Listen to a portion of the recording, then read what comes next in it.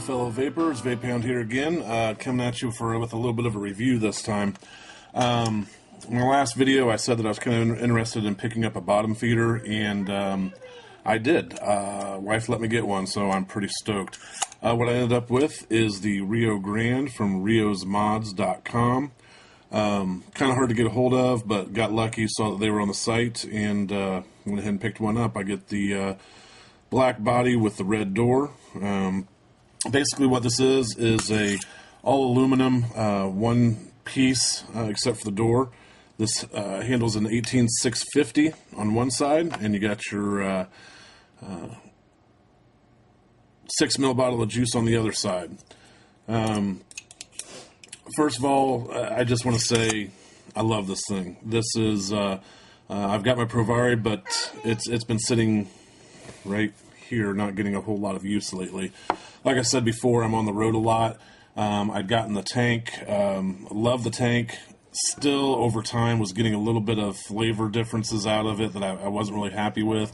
I'd try one flavor on it, try it, on a regular 306, low resistance on, say, my Provari or Silver Bolt or something, and then when I tried it in the tank, it just wasn't giving me the same flavor. It gave me all the vapor I needed, but just not the same flavor. So, went ahead and decided to pick this up.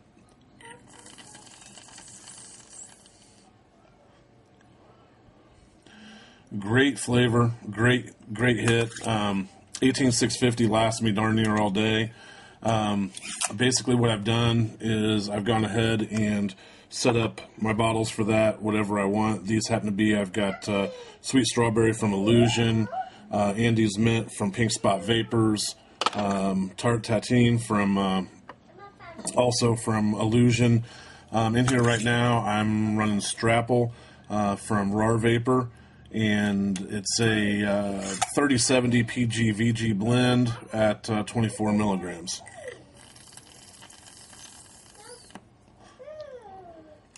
A couple of the highlights about this, about the Reo Grand is, first of all, it's solid.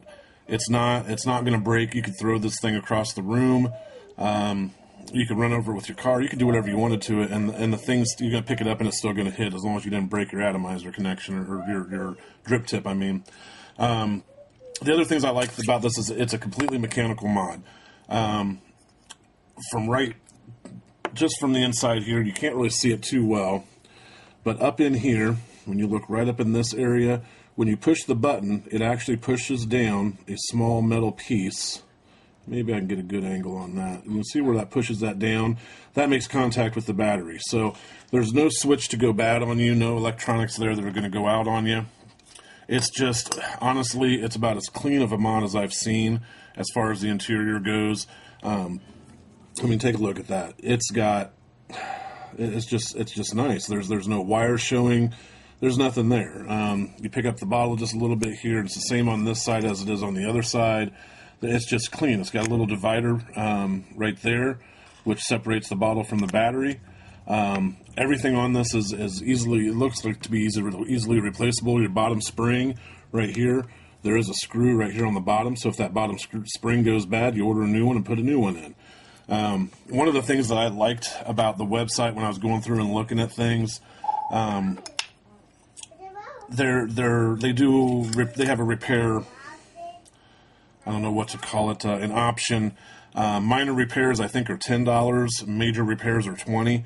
So if the worst thing were to happen to this, I'd send it back to them, and for $20, they're going to rebuild the whole thing. I can't imagine what would go wrong with this, but it's there. The repair option is there if you need it. They do sell other doors. I'm planning on getting the silver door and the black door on down the road. Other than that, I can't think of anything about this that I don't like. You're going to push in on the bottle. Don't pump. You're just going to push it. You're going to watch the top until you see a little bit of juice coming up there. Do a quick dry pull on it to pull it up into the addy.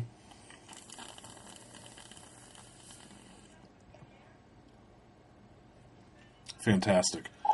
This has been with me in the car every day that I've worked. The bottles are easy to change. It's actually, to me, I think it's easier to change these bottles than it is to fill a dual coil tank or anything like that.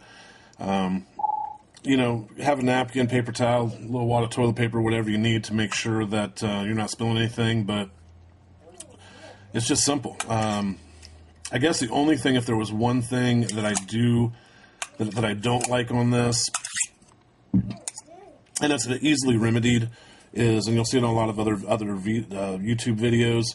If you look at the bottom, when you first put this door on, when you get it,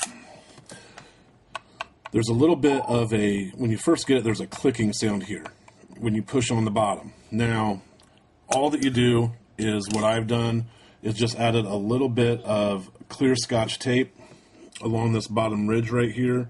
Once you do that, it gets rid of the clicking.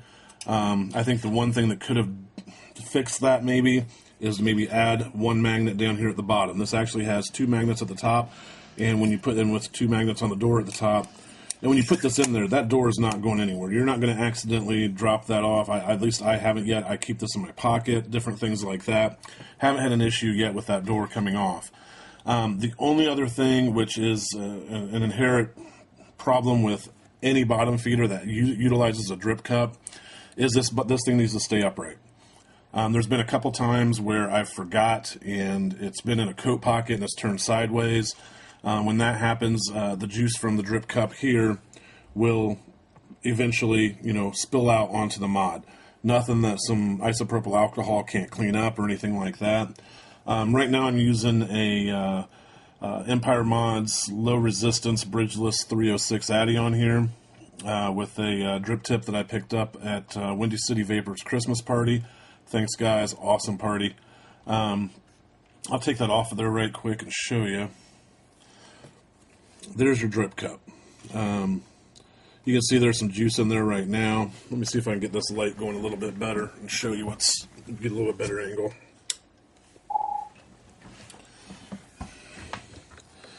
There you go. Now you can see inside the drip cup. You can kind of see in there where the juice is kind of filled up in there. Well, basically what happens if you see the hole in there, when you're going to push on that bottle, the juice is going to feed up through there. See how that goes. Now, it's a little bit of a learning curve to figure out how much juice to push up at a time. But once you get it figured out, I mean, you get a good 4, 5, 6 really nice drags off of it, fill it up again. It works phenomenal. When you're looking at the top of this, I'll also show you what we got it here. Is this button right here. This is your firing button, okay? Push down to fire. Like I said, it pushes down on that on the battery connection inside, completely mechanical, which is awesome. The other nice thing about this is it can be turned off. Not that I would even worry about this ever pocket firing, just the way that with the top button, it's, I've made some box mods myself, and I really like putting the button on top just for that reason. But just for precaution's sake, you can actually turn this button to the side, and now it won't fire. It keeps it high enough that it won't fire. Turn it back around to the other side, and you see that little white little white point there. Then you can get it all the way down.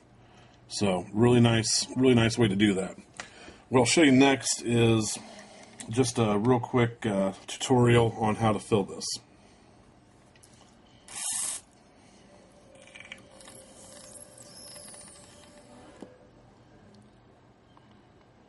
Gotta love it.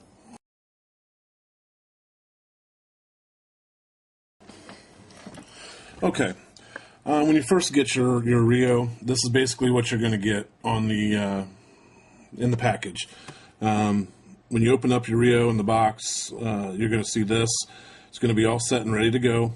Basically, all you're going to do is you're going to take your 6 ml bottle of juice, take your lid and your tip off like I did, and what I like to do is just use my finger a little bit to pull that out like that. Just slip your bottle right in there like that. Press it up against the side to hold it. Tighten it down like that. Go like that, place it back in there, you're ready to go. Pop your battery in and you're set. Now what I have learned about this is when it is time to refill, it's nice to have an extra napkin or anything like that with you just to keep the mess down to a minimum, which I really haven't had any issues with mess. So basically what we're going to do here is the exact opposite. I just put my fingernail inside there and pull that bottle up just a little bit. Push on the side here. Now you want to make sure that you don't spill the juice all out. You don't want to hold it like that and unscrew it. I keep it about like that. I'll go ahead and unscrew the bottle off. Like that. Just take a napkin real fast. Wipe off any excess that's on the tube there. And what I've also learned, which is nice, in order to change flavors and not get too much cross-contamination of flavors there, is I just take that and go blow through that, and that's going to clean your tube out. So now you're ready to go in with your next juice, your next flavor, whatever you want to do there. And, you know, you may have just a little bit of whatever was left in your Addy, but at least your tube's going to be clean. Since I've been doing Strapple, I haven't really had a reason, from RAR, I haven't really had a reason to change flavors. That's kind of become my all-day vape in my Reo here. So I'll just screw that bottle on just like that, tuck it back in there, pop my battery in, push it up, put my Addy back on, finger tight, make sure it's turned on.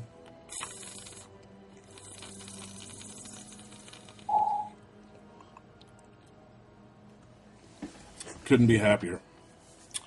So that's my review of the Reo Grand. Once again, this is my new all-day mod. I got a ton of the other ones sitting here, and they're not getting a whole lot of use since I got this. So that's what I've got to say about that. Remember, vaping's a way of life. Share the life.